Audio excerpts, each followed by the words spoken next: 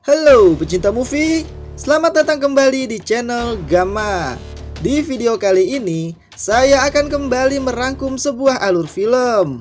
Dan film kali ini berjudul Kolaigaran, yang dirilis pada Juni 2019. Di mana film ini menceritakan tentang misteri seorang pria yang menyerahkan diri karena melakukan pembunuhan. Tetapi penyelidikan polisi menyimpulkan jika bukan dia pelakunya. Lalu siapa pembunuh sebenarnya? Dan seperti apa rangkuman alur ceritanya? Selamat menonton!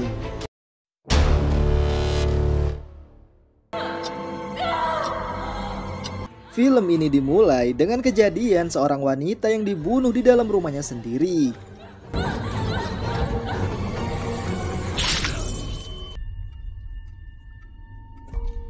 Lalu scene pun berlanjut ke 2 tahun setelahnya, di mana seorang inspektur polisi mendapat informasi jika seorang pria bernama Prabakaran menyerahkan diri ke kantor polisi karena melakukan pembunuhan. Inspektur polisi bernama Kartik, dan saat Kartik bertemu Prabakaran di kantor untuk mendengarkan pengakuan Prabakaran, kita pun dikembalikan ke kejadian 44 hari sebelum Prabakaran menyerahkan diri. Prabakaran tinggal di sebuah komplek gedung perumahan di kota Chennai. Dan di pagi harinya setelah melakukan pembunuhan pada malam hari, ia pun melihat berita di TV yang memberitakan terjadi 2 pembunuhan di tempat berbeda pada malam hari, di mana korbannya adalah 2 orang pria dari kota Chennai yang masing-masing dibunuh secara brutal di tempat berbeda. Dan setiap hari Prabakaran keluar dari rumah dan berangkat kerja selalu bersamaan dengan seorang wanita bernama Darini yang tinggal di depan rumahnya. Dan hal itu membuat teman kerja Darini curiga dan berpikir mungkin Prabakaran sengaja melakukan itu karena menyukai Darini. Tetapi Darini tidak terlalu menanggapinya serius. Dan kita pun diperlihatkan kembali di hari pembunuhan, di mana Prabakaran mendatangi sebuah rumah setelah mendapat informasi jika orang yang sedang ia cari berada di sana. Tetapi saat ia masuk ke dalam, ia tidak menemukan siapapun di dalam rumah tersebut.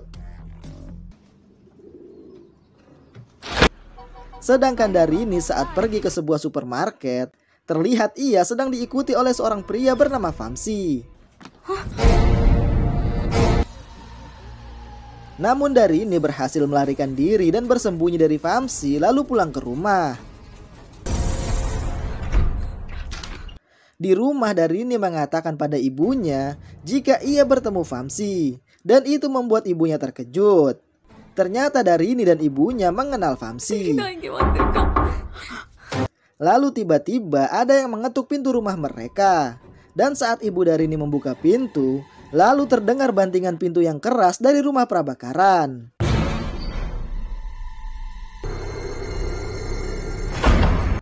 Setelah itu 2 hari kemudian, polisi mendapat laporan penemuan mayat terbakar di sebuah lapangan konstruksi dekat gedung apartemen. Polisi dan tim forensik langsung memeriksa dan melakukan olah TKP di sana. Begitu pula dengan Kartik yang juga datang ke sana karena ditugaskan memimpin penyelidikan. Polisi tidak menemukan petunjuk apapun di TKP karena wajah korban yang sudah hancur dan terbakar, sehingga polisi tidak bisa mengidentifikasi korban. Dan Kartik hanya menemukan merek dari celana yang dipakai korban, di mana ada tulisan Abad di belakang kalimat di bawah merek tersebut yang belum terbakar. Kartik pun berasumsi jika merek celana itu dibuat di kota Hyderabad atau Allahabad. Jadi kemungkinan mayat tersebut bukan berasal dari kota Chennai. Kartik memerintahkan bawahannya untuk memeriksa apakah ada hotel atau penginapan yang mengajukan laporan orang hilang di kota. Malam harinya Prabakaran terlihat menelpon ke rumah Darini dan menanyakan keadaan mereka di rumah. Ibu Darini mengatakan jika Darini sangat takut. Lalu Prabakaran pun meminta Darini untuk tetap tenang, dan Prabakaran mengatakan pada Darini jika polisi sudah menemukan mayatnya. Dan ia meminta Darini untuk tidak perlu takut karena semuanya sesuai rencana. It's okay. Esok harinya di ruang otopsi, dokter mengatakan pada Kartik jika korban dicekik hingga mati menggunakan kabel atau kawat. Lalu wajahnya dihancurkan menggunakan batu hingga mati kemudian dibakar. Dan dokter dapat memastikan jika korban meninggal pada tanggal 6 Februari antara jam 8 hingga jam 9 malam. Setelah itu bawahan Kartik menginformasikan jika seorang tamu hotel telah hilang dan barang-barangnya masih ada di kamar hotel. Dan alamat dari tamu tersebut berasal dari Hyderabad. Kartik dan polisi langsung pergi ke hotel tersebut. Karena hotel tersebut khusus untuk pelanggan elit, Kartik pun tidak bisa memeriksa CCTV. Karena hotel tidak memasang CCTV demi privasi pelanggan. Karena merasa ada yang aneh, Kartik memanggil tim forensik untuk memeriksa kamar dari tamu hotel yang hilang. Dan mereka pun menemukan sidik jari di botol yang cocok dengan sidik jari mayat. Begitu juga dari hasil DNA rambut yang mereka temukan di kamar hotel juga cocok dengan DNA mayat. Dan nama dari korban tersebut adalah Vamsi, adik dari seorang menteri di Hyderabad dan pria yang mengikuti Darini di supermarket. Vamsi ternyata sudah lama mengincar Darini, putri dari sekretaris pribadi kakaknya. Dan setelah ayah Darini meninggal, Vamsi sering menyiksa Darini dan ibunya, hingga akhirnya Darini dan ibunya pun pindah ke Chennai. Vamsi mencari mereka selama 2 tahun terakhir, dan baru-baru ini menemukan alamat mereka di Chennai. Dan ketika tiba di Chennai, ia pun dibunuh. Setelah mendapat alamat Darini dan ibunya, Kartik langsung pergi untuk melakukan investigasi. Karena Kartik mencurigai Darini dan ibunya yang membunuh Vamsi. Polisi pun menginterogasi Darini dan ibunya di rumah, dan mereka pun menceritakan latar belakang mereka seperti yang diketahui Kartik. Dan alasan mereka pindah ke Chennai karena Vamsi, adik dari menteri, yang selalu berlaku buruk pada mereka. Tapi saat Kartik menanyakan kapan terakhir mereka bertemu Vamsi, Darini pun berbohong dan mengatakan kalau terakhir mereka bertemu 2 tahun yang lalu. Kartik lalu mengatakan jika Vamsi datang mencari mereka, tetapi ia telah dibunuh. Setelah selesai, Kartik pun pergi dari sana. Tetapi saat keluar, Kartik justru mengetuk pintu rumah Prabakaran dan bertanya apakah ia mengenal Darini dan ibunya. Prabakaran mengatakan kalau ia tidak terlalu mengenal mereka. Lalu Kartik bertanya, apakah ada kejadian yang mencurigakan pada tanggal 6 Februari di komplek mereka. Namun Prabakaran mengatakan kalau hari itu ia berada di kantor hingga sore hari. Dan setelah itu ia hanya di rumah. Dan ia tidak mendengar atau melihat sesuatu yang mencurigakan terjadi di sana. Lalu pada malam hari, Prabakaran kembali menelpon Darini dan menanyakan tentang polisi yang datang ke rumah mereka. Lalu Darini mengatakan kalau polisi bertanya seperti yang Prabakaran beritahukan. Dan ia pun menjawab seperti yang Prabakaran perintahkan. Prabakaran pun mengatakan pada Darini untuk tidak perlu khawatir, karena masalah ini akan segera berakhir.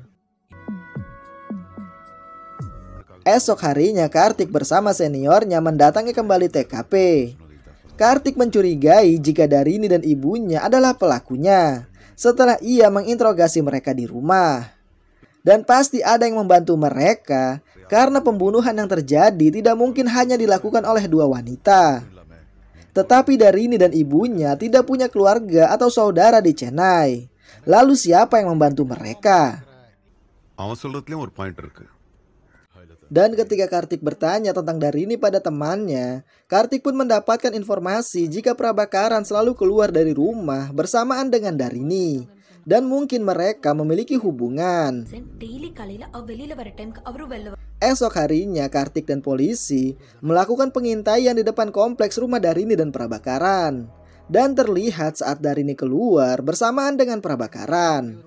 Tetapi hari itu Prabakaran keluar untuk melakukan jogging, yang membuat polisi mengira jika setiap hari Prabakaran keluar pada jam yang sama hanya untuk melakukan jogging sebelum pergi bekerja.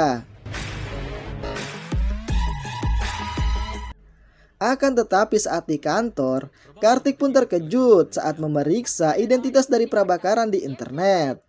Ia pun menemukan berita tentang pembunuh bayaran bernama Ali yang tertangkap setelah membunuh seorang anggota parlemen. Dan polisi yang menangkapnya adalah Prabakaran. Prabakaran ternyata seorang mantan polisi cabang investigasi kriminal. Mengetahui itu, Kartik pun menelpon komisaris polisi dan menanyakan detail informasi tentang Prabakaran. Dan komisaris polisi memberitahukan jika seorang petugas bernama Venkat sangat mengenal Prabakaran. Dan komisaris memberikan nomor Venkat pada Kartik. Kartik langsung menghubungi Venkat dan menanyakan informasi tentang Prabakaran. Dan dari Venkat, Kartik mengetahui jika Prabakaran adalah petugas yang cerdas dalam menangani kasus pembunuhan dan menjadi panutan bagi polisi di sana. Tetapi tiba-tiba Prabakaran mengundurkan diri dari polisi tanpa alasan. Setelah itu Kartik menemui Prabakaran di tempat kerjanya guna penyelidikan.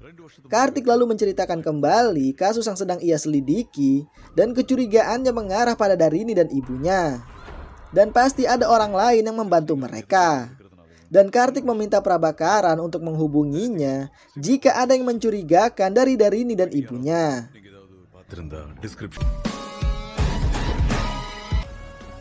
Tetapi sebenarnya Kartik juga mencurigai Prabakaranlah yang membantu Darini dan ibunya.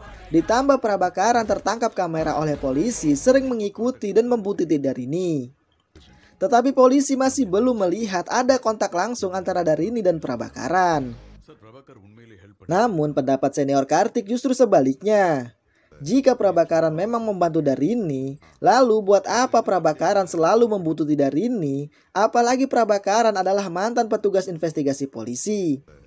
Jadi tidak mungkin Prabakaran bisa ceroboh meninggalkan bukti atau sidik jari di mayat tersebut. Akan tetapi pada malam harinya, Prabakaran mendatangi kantor polisi untuk menyerahkan diri karena telah melakukan pembunuhan, seperti kejadian di awal cerita. Di depan Kartik, Prabakaran mengatakan jika Darini adalah kekasihnya. Tetapi hubungan mereka rahasiakan karena Darini yang menginginkannya. Darini pun menceritakan tentang Vamsi kepada Prabakaran yang sudah membuat Darini dan ibunya menderita dan hidup dalam ketakutan. Karena itulah Prabakaran akan melakukan apapun untuk melindungi Darini. Lalu pada tanggal 6 Februari, Vamsi datang ke kompleks mereka dan bertanya tentang Darini. Walaupun Prabakaran belum pernah melihat Vamsi, tetapi cukup mudah bagi Prabakaran untuk mengenali pria tersebut adalah Vamsi.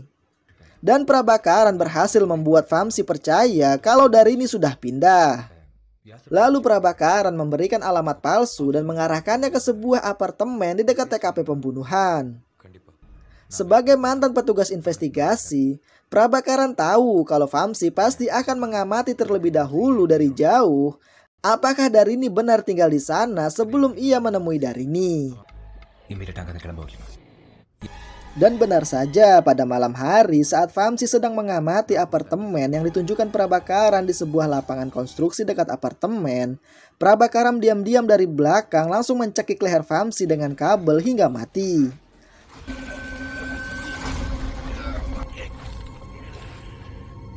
Lalu Prabakaran memukuli wajah Vamsi dengan batu hingga hancur. Kemudian ia membakar mayat Vamsi di sana.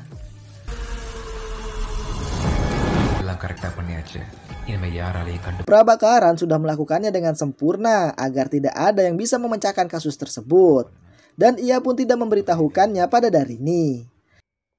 Tetapi penyelidikan Kartik yang justru mencurigai Darini dan ibunya membuat Prabakaran terpaksa menyerahkan diri. Setelah itu Kartik dan polisi mendatangi kembali Darini dan ibunya dan juga memeriksa rumah Prabakaran. Kartik langsung menanyai Darini tentang hubungannya dengan Prabakaran karena Prabakaran mengatakan jika mereka memiliki hubungan setelah Prabakaran menyerahkan diri dan mengakui membunuh Vamsi demi Darini. Tetapi Darini justru terlihat bingung dan mengatakan kalau mereka tidak memiliki hubungan apapun. Bahkan mereka tidak pernah berbicara satu sama lain. Kartik pun terkejut dan bertanya, jika memang mereka tidak pernah berbicara, lalu bagaimana Prabakaran bisa mengetahui tentang Vamsi? Lalu tiba-tiba bawahan Kartik yang memeriksa rumah Prabakaran memanggil Kartik dan menunjukkan sesuatu. Ternyata di kamar Prabakaran terdapat sebuah alat penyadap suara. dan alat penyadap suara itu dipasang di rumah Darini, yang membuat Prabhakaran bisa mendengar semua pembicaraan di rumah Darini. Kartik pun terlihat bingung. Ditambah saat Prabhakaran diinterogasi oleh seorang psikolog di kantor, Prabhakaran mengatakan jika ia memang memiliki hubungan dengan Darini dan Prabhakaran berencana akan menikahinya. Dan demi kebahagiaan Darini, Prabhakaran bahkan siap melakukan banyak pembunuhan untuknya. Setelah selesai, psikolog mengatakan pada Kartik jika Prabhakaran sangat delusi atau semacam gangguan mental, di mana semua yang diceritakan Prabhakaran barusan adalah bagian dari imajinasinya. Pasien seperti itu berperilaku sangat normal, namun memiliki tindakan yang sangat berbahaya, dan psikolog menyarankan untuk merawat Prabhakaran. Karena semua bukti pembunuhan Vamsi mengarah pada Prabhakaran, senior Kartik pun mengatakan jika kasusnya akan segera ditutup. Tetapi Kartik masih tidak yakin jika Prabhakaran pembunuhnya. Karena saat ia memeriksa rumah Darini, ia pun melihat rantai pengunci pintu yang putus, lalu ada goresan di tembok, kemudian keramik lampu hias yang pecah dan juga meja kayu yang retak. Membuat Kartik yakin pembunuhan itu dilakukan oleh Darini dan ibunya di rumah mereka. Lalu kita pun diperlihatkan kembali kejadian saat pintu rumah Darini diketuk setelah ia bertemu dengan Vamsi. Ternyata yang mengetuk pintu adalah Vamsi. Dan saat kunci pintu dibuka, Vamsi langsung menendang pintu dan masuk ke dalam lalu kembali mengunci pintu. Vamsi langsung menyerang Darini. Darini pun ditampar dan dicekik, hingga membuat sang ibu mengambil lampu hias lalu memukul kepala Vamsi. Melihat kabel lampu yang tersangkut di leher Vamsi, Darini langsung menariknya hingga Vamsi jatuh dan kepalanya membentur meja. Lalu Darini dan ibunya menarik kabel tersebut yang membuat leher Vamsi tercekik hingga mati. Setelah membunuh Vamsi, pintu rumah mereka kembali diketuk. Dan ternyata orang yang mengetuk pintu adalah Prabhakaran. Karena mendengar suara keras, Prabhakaran pun memeriksa keadaan mereka. Dan saat itulah Prabhakaran mengetahui jika Darini dan ibunya baru saja membunuh Vamsi. Saat itu ibu Darini berencana untuk menyerahkan diri. Tetapi Prabhakaran mengatakan jika sang ibu menyerahkan diri, maka Darini juga pasti akan ditangkap. Lalu Prabhakaran pun menawarkan bantuan untuk membantu mereka membuang mayat Vamsi dan menyembunyikan pembunuhan. Tetapi sebelum itu mereka harus memberitahukan siapa Vamsi dan apa hubungannya dengan mereka dan mengapa Vamsi datang ke sana. Lalu mereka harus mengikuti yang diperintahkan Prabhakaran. Lalu Kartik yang tidak memiliki bukti apapun jika pembunuh Vamsi adalah Darini dan ibunya, terpaksa mengakui jika Prabhakaranlah pembunuhnya karena semua bukti mengarah padanya. Akan tetapi beberapa hari kemudian saat di kantor, Kartik seperti mendapat petunjuk ketika melihat ponsel bawahannya yang tertukar. Kartik lalu meminta semua koran pada tanggal 6 Februari hingga 20 Februari kepada bawahannya untuk ia periksa. Kemudian ia menghubungi Venkat dan meminta detail dari keluarga Prabhakaran. Dan beberapa jam kemudian berkas file Prabhakaran pun tiba di mejanya. Dan esok harinya, polisi membawa Prabhakaran menemui Kartik di suatu tempat. Dan di sana Kartik memberitahukan hasil penyelidikannya kepada Prabhakaran, di mana kecurigaannya selama ini benar, jika yang membunuh Vamsi adalah Darini dan ibunya, dan Prabhakaran yang membantu mereka. Lalu Prabhakaran menyerahkan diri demi menyelamatkan Darini. Pembunuhan Vamsi dilakukan bukan pada tanggal 6 Februari, melainkan pada tanggal 4 Februari. Dan pada tanggal 6 Februari, Prabhakaran juga membunuh seorang pria, dan pria yang dibunuh Prabhakaranlah yang dibakar di lapangan konstruksi. Lalu Prabhakaran sengaja meninggalkan jejak sidik jari dan juga potongan merek celana Vamsi di korban yang ia bakar, agar penyelidikan polisi mengarah pada Vamsi sebagai korban. Itulah alasannya tidak ada bukti yang mengarah ke Darini dan ibunya. Sedangkan mayat Vamsi dibuang di pinggiran kota berbeda yang membuat kasus itu menjadi tidak terkait. Ditambah berita penemuan mayatnya berada di artikel yang kecil di koran dan tidak ada yang menyadarinya. Kartik tahu jika Prabhakaran tidak mengenal Darini. Tetapi Kartik belum menemukan motif atau alasan Prabhakaran membantu Darini dan juga siapa yang dibunuhnya. Dan karena alasan itu Kartik memilih menutup kasus dan menjadikan Prabhakaran sebagai pelaku pembunuh Vamsi. Case closed. உங்களுக்கு அந்த பொண்ணுக்கு எந்த சம்பந்தம் கொலை பண்ணிருக்கீங்க? அது யாரு? Dan alasan dibalik Prabhakaran melakukan semua ini ternyata sudah ia beritahukan pada Darini saat Prabhakaran ingin menyerahkan diri ke kantor polisi. Saat itu Darini tidak setuju Prabhakaran menyerahkan diri atas pembunuhan yang ia dan ibunya lakukan.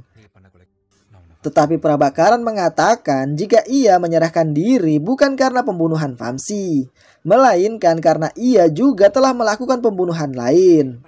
Dan alasan ia membantu Darini ternyata karena wajah Darini sangat mirip dengan wajah istri Prabhakaran bernama Aradhana. Dan pria yang ia bunuh adalah Ali, pria yang ditangkap Prabhakaran karena membunuh anggota parlemen. Tetapi Ali berhasil melarikan diri dari penjara dan menuntut balas pada Prabhakaran dengan membunuh Aradhana, seperti kejadian di awal cerita.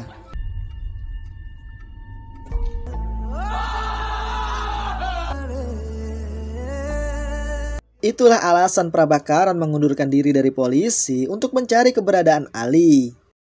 Dan ia mendapat informasi jika Ali berada di Chennai dan bersembunyi di sebuah rumah. Prabhakaran pun membunuh Ali dan menjadikan pembunuhan itu untuk menyelamatkan Darini karena pembunuhan yang dilakukan Darini adalah tindakan membela diri, sedangkan yang ia lakukan untuk balas dendam. Jadi tidak ada yang salah jika Prabhakaran menyerahkan diri. Dan ia meminta Darini untuk tidak hidup dengan rasa bersalah dan membantu alibinya dengan mengatakan seperti yang ia minta saat polisi datang bertanya, karena ia telah menyiapkan beberapa bukti untuk menguatkan alibinya. Prabhakaran memilih menyelamatkan Darini untuk menembus kesalahannya karena tidak bisa menyelamatkan istrinya.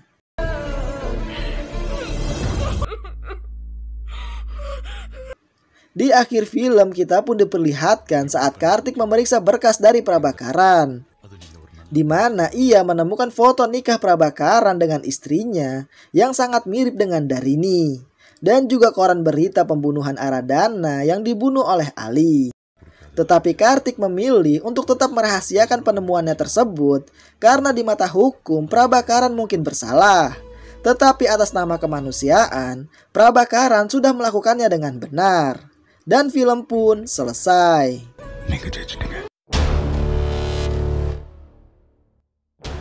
Itulah rangkuman alur dari film Kolaigaran, di mana ternyata alasan Prabhakaran menyerahkan diri untuk menyelamatkan Darini yang membunuh demi membela diri.